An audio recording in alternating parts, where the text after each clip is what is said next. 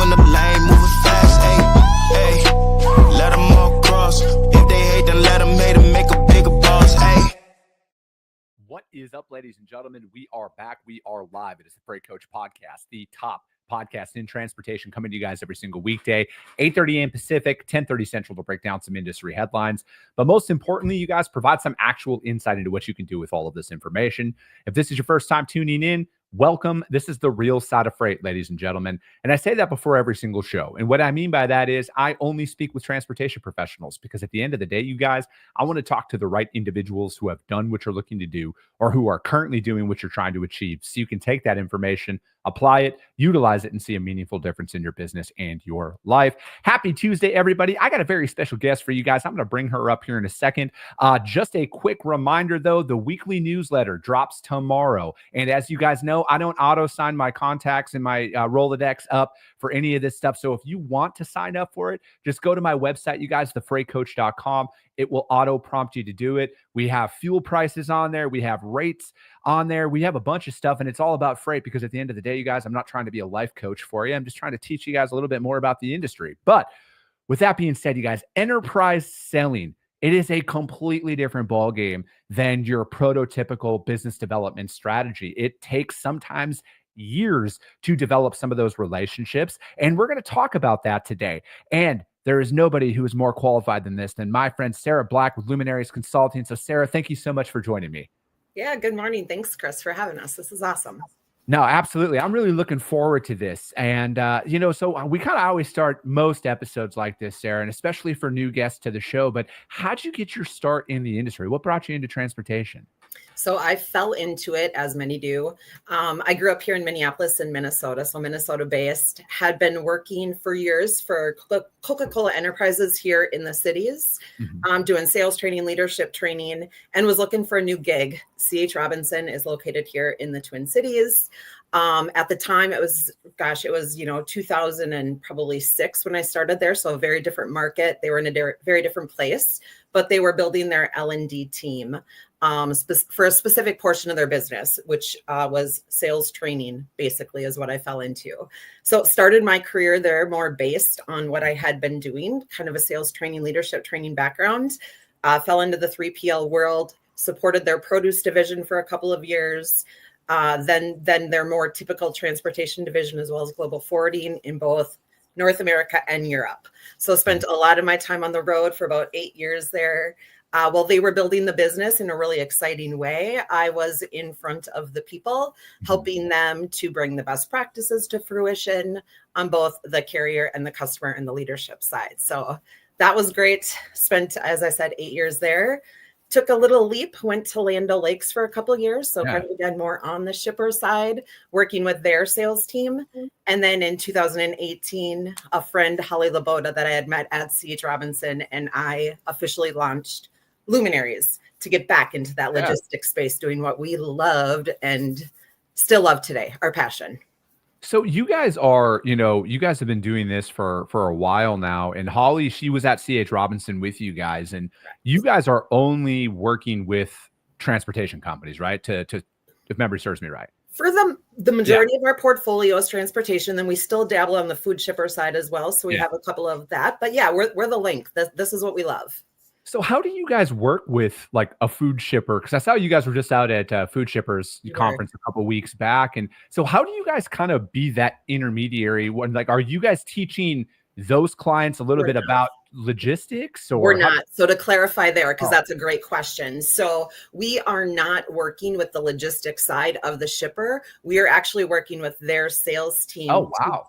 Yeah. So think of the dairy food sales folks out there selling the butter, the cheese, all of that to restaurants, the retailers. We're helping them. And so it's the sales skills, and we fit that in any organization we work with. So we're not working with the Land O'Lakes, logistics team on how they buy. We're not that piece of it. But we get the perspective. We know it's important for the shipper as they're going to market and what their goals and what they're working towards. So that whole link of the supply chain, we do feel that is a core part of what we understand differently. No, definitely. I think it's something that, as you get deeper and deeper into a relationship with a customer, shipper, whatever that looks like is getting to know their sales process, the lead times that come along with it, and then the expectations that are upon them. Because I feel like, most brokers have a singular mindset on where things are. They're like, oh, I just got to come in there. The logistics department is the only thing I need to pay attention to. But after you've been around for a little bit longer, you see that there are multiple layers that are associated with this, right? And especially if you've ever done, because I do a ton of flatbed step deck work and it's job site. It is, we have the sales department in there, or we're going to trade shows because our customers who manufacture equipment have a new product line that's being released out and stuff like that. So there's multiple layers that are associated with it. And then it's like, they have a sales team, like we were saying, but those guys are making promises to their customers as well. What are their customers' expectations that come along with it? Exactly. Yep. And that, I mean, linking all of this back to like enterprise sales, that's what it's all about, right? Like these complex shipper organizations, really understanding what are they trying to do, each division, each business, unit of that organization. So you can align to that, match to that, determine if it's a fit even, right? But it's the beauty of understanding all the complexities of how all that works together and the pressures they're feeling, like you were saying, at the shipper side from their customer. Yeah. Yep. No, exactly. And that's another thing too, that maybe it's just because after I became a business owner, a lot of this stuff just started clicking to me is like all of our customers have competition as well. There are, I don't want to say a million dairy producers out there, but, Land O'Lakes has competitors. Everybody has competitors out there. So they're trying to see how can they become more effective. And, again, and if we're sitting here, I know a lot of transportation people, and I'm not sitting here talking about freight rates, you guys, but they love to complain about rates. Is like they think rates is the only deciding factor. Well, a lot of these larger enterprise customers, it's a cost per unit basis, and that's what they're selling on out there in the market. So why would I, hypothetical example, buy a truckload of butter for you for $10,000 when I have somebody else who's coming in for $8,000, and then multiply that by 100,000 shipments and tell me that that's not a massive cost savings that can come into that play? Right. And that's where it's just the change of the narrative, right? It's the price to the cost savings, the load to the lane, or that, it's just multiplying the impact and understanding what that means to them. Cause they're after something bigger, to your point. There's something there, and figuring out what that is and matching the language and all of those things is so critical. No, absolutely. And so now you guys are, you in particular, I know we're both instructing at the Sales Summit in San Antonio here, guys, and Capital Ideas Conference in a couple of weeks. This is on Saturday. I'm really excited about this. Like I was talking with Eileen Dabrowski as well. And I'm literally going to have a notebook and I'm going to be ready to go because like, I'm a student of all of this, right? Like, I don't care that I've been doing this for 15 years and that I'm even instructing on Saturday. Like I'm here to learn as well. And if there's anything that I can learn from you or Jim or any of the other instructors that I can apply to my business, like I'm all ears, like I'm not going to ever sit here and say like, oh, I've been doing this for this long. Like, I don't care. I'm out here trying to see how can we increase our revenue? How can we onboard more customers? How can we grow our business? And you have to be open to those ideas. So like, what's kind of, you're going to be talking about this topic in particular on Saturday, correct? Yeah, we are. So it's a great lineup. So like, as you mentioned, yourself, Eileen, Nick Dangles, we're talking about both selling to both the customer side as well as the carrier side, value, all things. So I think it's exciting because it's going to be a bunch of different approaches. And then the things that are going on, today, if we think about like, especially the shipper side, the pressures that they're feeling with all the tariffs and things like that, right? And maybe rethinking their supply chain and some different things. Like the timing of this is awesome. The lineup of, I think, who they pulled together is going to be great. So the way it's going to go is, I think for many of you, Jim Kenny, he's been in the industry for a long time. So he's going to be starting the day with, if you're thinking about, our tagline is, we're going to help you to keep and grow your ideal customer. So part of this session is understanding what's my ideal customer or carrier. Then for Jim, it's all about, hey, how do I start to engage if I'm prospecting, if I'm going after new business? How do I get in the door, if you will? He's going to be talking about a lot of the different strategies there. will be up next in the day. So when we talk enterprise selling, we're going to build upon that and say, hey, that's one entrance strategy. Here's another, right? So our session is going to be more focused on that broader, slower, more complex sales cycle, if you will, with those larger customers or shippers that perhaps have multiple divisions, multiple locations, lots of potential decision makers and different angles that you could take. So we're not necessarily going to tell you, there's never a secret sauce to this, to your point, right? Like we're changing, evolving, and there's all kinds of different strategies. What we're going to focus on is if you believe in, your ability, your capabilities, what you're bringing to market, like if you think that going after those larger, those enterprise shippers, if you will, if that's the right match, here's the things to think about. So we'll talk about, how the research looks a little bit different. What are some of the things you really want to show up and know to capitalize on the time that you quickly have with these buyers that are inundated by so many phone calls and emails? And we all know this, right? There's things, right? So we're going to talk about a little bit about the research. How do you find the right decision maker? Kind of how do you map out, if you will, their supply chain based on all of that research before you even get too much connection, like that's again part of the due diligence up front. So we're just going to talk about how do some of those things look a little bit different in the sales process, the importance of following up, having an entrance strategy plan, because it's going to take a lot of the no's and I'm the wrong person and I don't do that to get to the right person. So how do you stick with it and have a plan for that? So time on that, but also on the, you're going to get them, but then the keep and grow. So if you land them, like, yay, perfect timing, your solution fits what they need. Maybe they're going through something where this is your time to jump in and show them what you're made of. Then are you prepared to do that with a larger shipper? Are you thinking about KPIs? Are you ready for business reviews? Are you ready to connect different subject matter experts to them internally? Are you positioned to show up like that? Because it's one of those things, like when you get those opportunities, you want to be successful and do it right and continue to grow the business as well. So a lot of stuff that we're gonna talk about and hopefully get into some different best practices, and we'll allow some of that conversation to happen within the folks there too, because we know everybody's doing some good stuff in this tough market. So what are they hearing from the shippers? And that's one thing that I'm really excited about is because I love the open format that we're really going to be bringing to the table, right? It's very interactive, and that's how I like when I'm out there speaking about any topics, or if I'm doing because I also do the new broker success course inside of the TIA. I like to be open format with it, where it's like, hey, I'll lecture for a little bit, but like you guys are all individually going through stuff. Let's kind of attack that. Let's see what's going on out there, and when it comes to enterprise accounts in particular. I think there's a lot of misconceptions out there, Sarah, that you can just like cold call some of these enterprise shippers and get set up like you can with a smaller business and stuff like that. And I think like you need to, I think the biggest thing that most people need to understand before you even reach out to an enterprise level shipper is the amount of money you need to be able to process the volume of invoices that they're going to be pumping through, right? Because if you look at the largest bottled beverage companies in the United States, they move hundreds of thousands of shipments a month.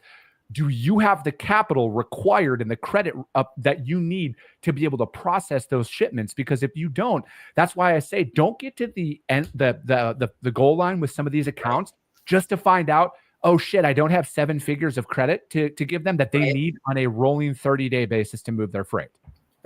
Right. It's true. And that's to your point, don't get so enticed by the name or we want to be part of that, because it doesn't necessarily, if it doesn't fit, it doesn't fit. Be proud of who you are, show up to the right size customer that's going to value what you do and what you bring. Right. And no one who really wants to be one size fits all. Like at the end of the day, you want to be different. You want to have value. You want to be able to say what you do for them specifically that's different than the next person down the street type of thing.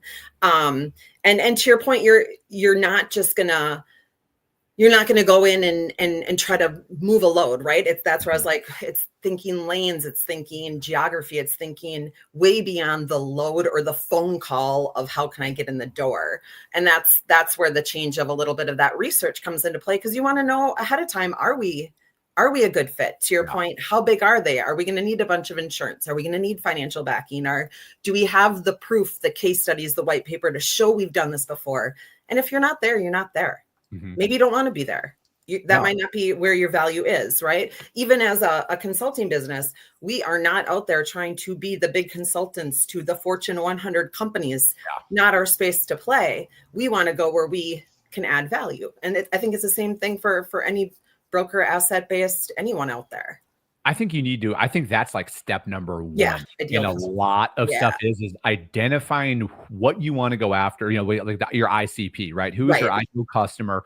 Who do you want to go after? But then for your company, and this is a leadership thing here as well. Where do you want to go long-term, right? Like, are you looking to build the next C.H. Robinson or the next Knight Swift? Or are you looking to build that rock solid $20-30 million operation that just services the upper Midwest, for example? And that's where you want to stay. Know where you want to go. And I feel like after a certain amount of time, a lot of people, I think that hopefully they come to that conclusion, because again, and I always say this is just from somebody who's actively cold calling shippers literally every single day. The more direct I am about why I'm calling them today, stands out in a crowd, and I get further along in the cold call process that comes along with it. The more vague that I am, it doesn't work anymore. It used to when I started cold calling. Because the environment back then used to be, once you get somebody on the phone, after a couple of phone calls, you kind of get a prove it shipment. Right. That does not exist anymore. I have not, at least maybe I haven't experienced it, but that just is not there anymore. Right. No, I think you're right. You have to understand, other than like helping hit a budget number, what can you do for them? And to your point, that means you have to know who you are to be able to know what you can do for them. So the ideal customer profile is important, but knowing your strengths, like what will my services and solutions enable them to do differently? Or where's my strong place in the marketplace, a mode, a lane, a geography, whatever it is, know it, own it, find who needs it, and be persistent. That has to keep going through everything. And that's exactly it, right? At the end of the day. And I feel like that's one thing that, at least with my session, when it comes down to teaching people, like coaching people up, right? Like how to sell. I'm very big in, and again, like the beauty of when you hear me talk on this show and other things, like I've kind of already tried a lot of the stuff over these last couple of years, you guys. Like I have came to the conclusion now with a lot of where we're at, and this is again based on the data, the digital sales approach does not work for my organization. The emailing, everything else, we have got actual tangible ROI that is a direct line item on our P&L, guys, that shows cold calling and showing up in person is effective for my business. So that's what we're going to do here. All right. I understand there's a bunch of other cool shit out there that people are trying to sell, but that does not work for my business. And another thing we came to the conclusion on, we're only doing full truckload.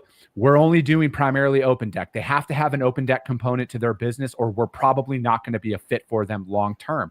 So for us, that's what we're going after.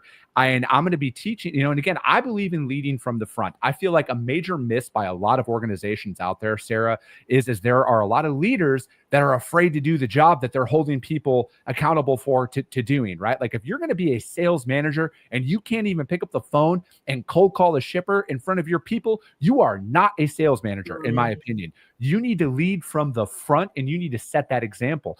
And then another thing too, I believe in KPIs, but I'm not the biggest KPI guy. I feel like the larger the organization, the more the KPIs, the more garbage that a lot of the sales reps need to go through to actually move the needle forward. Because ironically, if you ask all of those sales managers or leaders in an open format conversation, so what's more important to you, quality conversations or number of calls? All of them are like, oh, quality of conversations every single day. Yet they make their sales reps do 100 cold calls a day. Do you think that drives productivity, or do you think that drives people calling that 1-800 number that gets your talk time up and shit like that? Right. And that goes back to part of this like when is the right time to approach enterprise sales differently.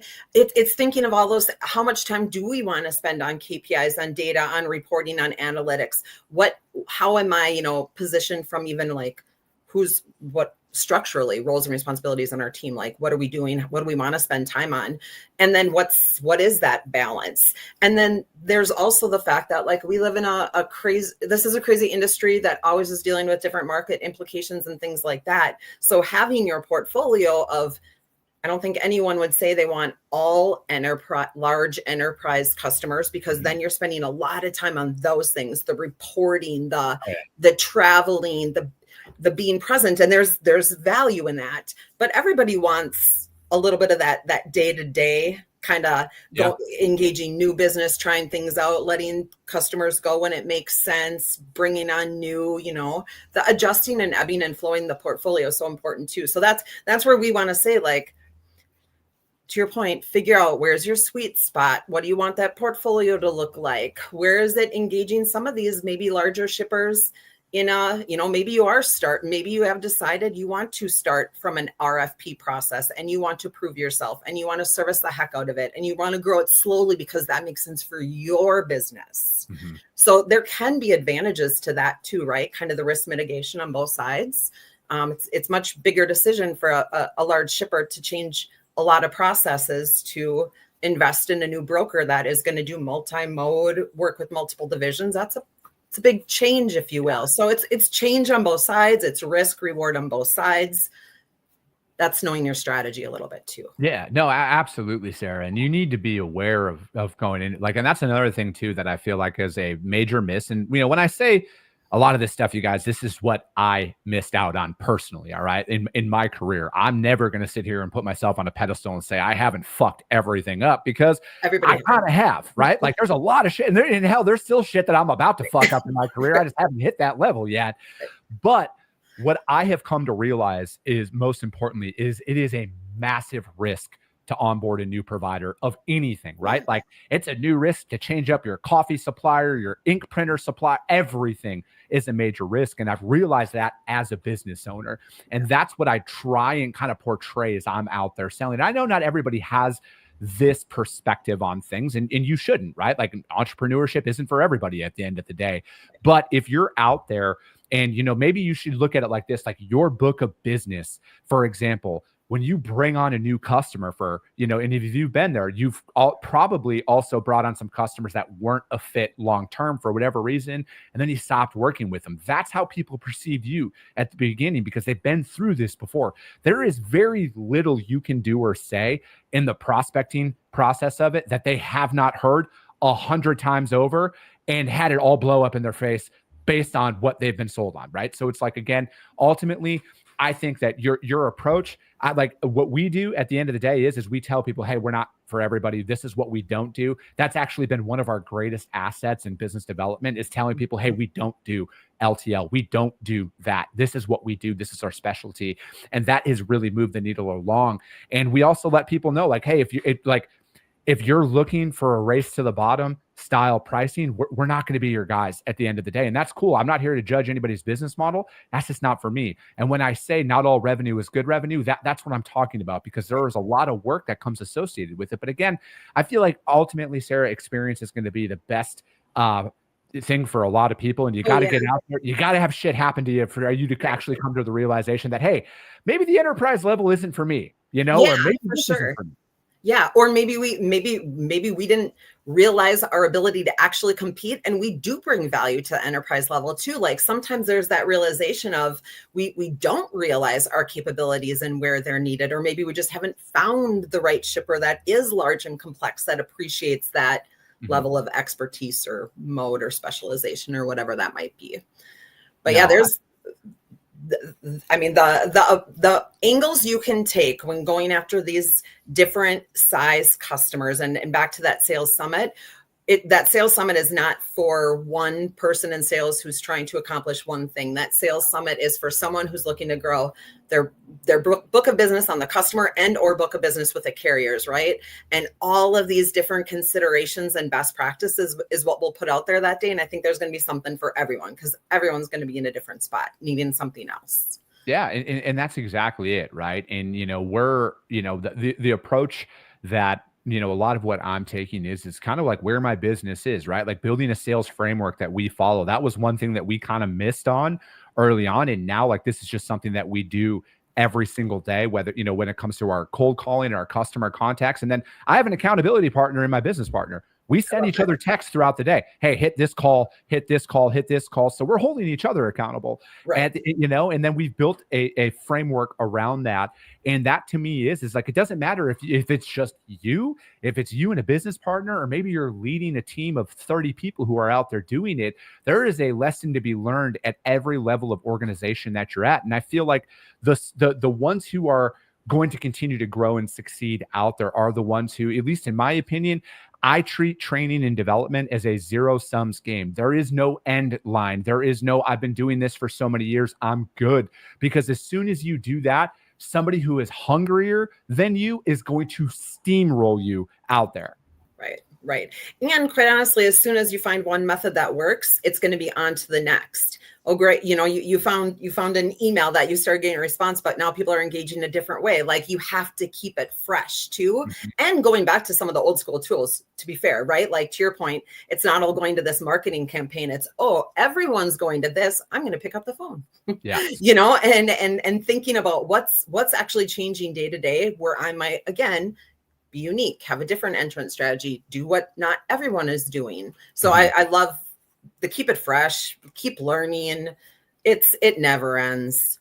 I want to ask you something here, Sarah. And this is because like I've been, it'll be 5 years next month since I've been self-employed. That's awesome. You're coming up on 8 years here about that. Yep. You've been in my viewpoint on a lot of this stuff. If everybody is running to the right with something, I have found success in turning to the left and sprinting and doing the literal opposite of what the masses say you should be doing out there. What have you experienced? Well, I think that's a good thing to be considering, right? Because if everyone's chasing the same thing, that means someone's not chasing something. Correct. So I would say that's a healthy mindset. And we try to think of that same thing too, because there's someone else that here's what everyone's doing right now. And you can flock to that and you can get on board and there's nothing wrong with that, but someone's figuring out the next thing or someone's over here thinking differently. So there's advantages, right? I love that. And that's just, because again, I feel like as everything is pushed out there in a certain direction, eventually there's going to be a resistance to it. But then eventually I think we're going to reach a point of people are going to be like, how do I even know this is a real thing anymore? Like, and I feel like there's just certain aspects out there that, again, the identity of my company long-term, I want people to know that we're real human beings. We're shaking hands with people. Absolutely. We're going to go back to the old school, doing things, because I feel like that in a very short amount of time, that is going to be the only way to actually develop business, because how else I personally think it's going to be bots calling bots. Yep. And then people are going to be like, oh God, they're making all this great contact, but it's like shippers are just going to put a bot in there that's going to field all inbound calls. Right. And then to your point, the differentiator is the person that's cold calling, that's doing things differently. That's calling, doing check calls throughout the day, like the cycle of it is hilarious in a way, but I think you're doing things right. Thinking about what people aren't thinking about. Yeah. I think that's the only way to really go about things. But, hey, as I said before we went on, we're already at time, Sarah. Awesome. How does anybody reach out to you guys at Luminaries to find out more about what you guys got going on? Yeah. So feel free to reach out, check our website, look at our stuff, if you will.